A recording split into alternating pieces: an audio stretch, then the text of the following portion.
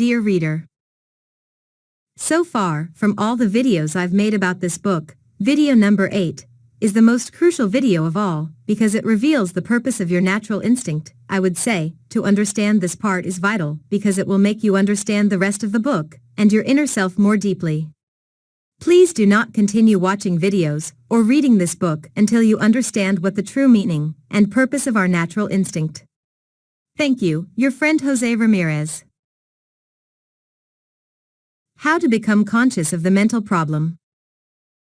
Having this awareness is like having a new set of eyes because, for the first time in your life, you are stopping to see what is going on around you and eliminating those elements that are the cause of your not being successful. I want you to understand that by successful I am not only talking about the physical world, your finances, your career, whether you are employed or have your own business, your position in life, but also internal success. This includes but is not limited to having love in your life, enjoying happiness, having good friendships, deriving satisfaction from leisure/recreational activities, and whatever else is fulfilling for you. There are thoughts that are diamonds and thoughts that are rocks, and you should not be choosing any thoughts that are rocks. It is not in the best interest of your inner self. We know that negative thoughts do not have any value, for they are lowest and worst. So why do you keep them in your mind? They are there to do only one thing, cause harm. We all have chosen rocks in one way or another at one time or another, but some people have picked a only handful of rocks while others have chosen a whole mountain. It is unbelievable yet true that even professional mentors and motivators makes this type of mistake by choosing or trying to sell you their rocks without being aware of what they are doing. The concept of diamonds and rocks will change your life.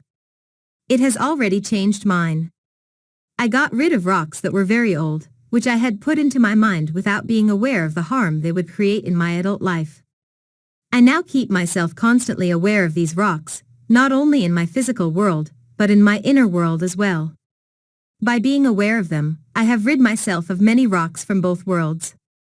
You must take good care of your mind and ferret out the rocks that lurk there, otherwise your future will not be as enjoyable or successful as you want.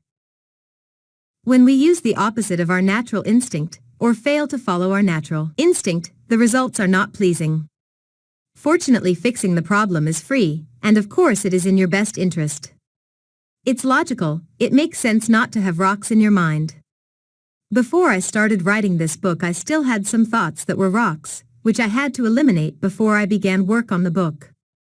Had I not done so, this book would not exist because some of those rocks were stopping me from starting this project. One of these rocks was the knowledge that my English grammar and spelling were faulty. I envisioned a publisher or editor receiving the manuscript and asking herself, or himself, where did this person learn how to write? Remember, at the beginning of the book I told you that my elementary education was very poor, and writing was not one of my favorite subjects. As well, English is my second language. Thinking that all these situations would prevent me from writing the book well was a rock I had to throw out of my mind in order to feel confident in starting to write this book. I determined that, with the help of an editor, I could write the book, and that was a diamond that enabled me to get started. But if my command of grammar and spelling is in some ways lacking, that takes nothing away from my ideas. I told myself this book was solidly founded on ideas that had worked for me and would work for my readers too. So I persuaded myself that, far from being a poor writer, I am a great writer. Why? Because thinking you are a poor writer is a rock, and thinking you are a great writer is a diamond. By telling myself that I am a great writer, with a great book to write, founded on a great, solid idea, I empowered myself to actually sit down and write the book. And by focusing on this diamond, I will go on to finish the book, get it published, and sell lots of copies. Claiming what you want and making it yours is the only way to succeed. Even biblical teaching supports this. It says that you have to claim what you want to be, to have, to do. You have to claim it and make it yours by saying it over and over. This will motivate you to do whatever you want to do, whatever you need to do to become successful in life, whether that success is external, e.g. financial, or internal, e.g. finding love. This done by putting diamonds into your mind instead of rocks. In my case, the diamond is the thought, I am a great writer. If you hold that thought in your mind and repeat it over and over, preferably out loud, in time the thought will become a reality. Also, your creativity will increase, because that is what diamonds do. They open the doors not only to more diamonds, but also to your imagination. For example, you'll notice that I said, I was a poor writer. I was. Past tense. I can accept that I was a poor writer without allowing that to define what I am today. At that moment I stopped seeing myself as a poor writer now, and opened a new reality for my mind. It gave me the guts to write this book.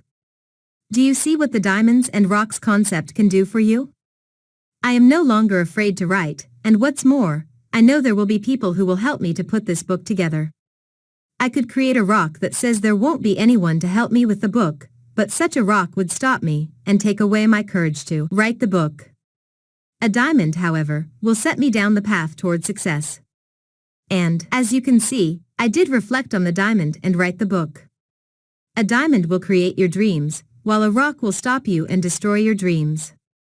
I know there are people who won't help me, and even some who will discourage me from trying. They are the people who try to sell you their rocks. But I will know that that is what they are doing, and I won't fall victim to what they say. Resisting such discouragement from other people is another skill I have learned and will teach you too in this book. Strangers, friends, and even family will try to sell you their rocks that can stop you from becoming the person you dream of, but through the diamonds or rocks concept you will learn to resist them, and not allow them to put you down, discourage you, or dump their negativity on you. There are many branches of success that life has to offer, but there is one that is the mother of them all, and without this one your life will be incomplete and your future a disaster. Therefore you need to master it to the fullest.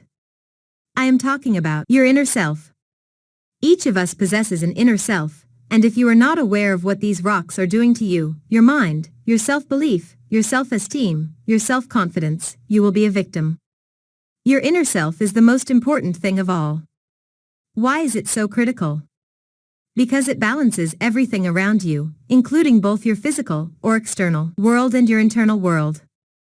The rich, financially successful people you meet or hear about have this awareness. Unsuccessful people lack it.